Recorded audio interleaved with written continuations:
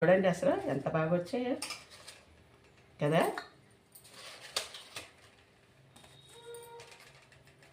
చూసారా?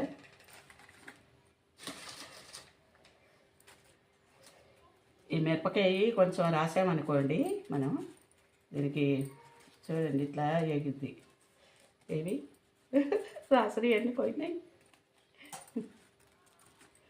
చూసారా? ఇలా ఇలా రాసుకోవాలా, కాకపోతే దీనికి వచ్చేసినాయి బాగా.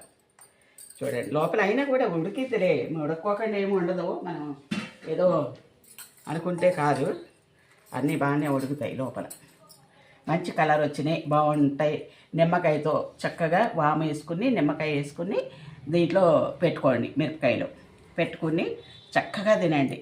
ఎంత బాగుంటాయో, చాలా బాగుంటాయి. మీరు ఇదంతా చూసి చేసుకుని తిని చెప్పండి నాతో, ఓకేనా?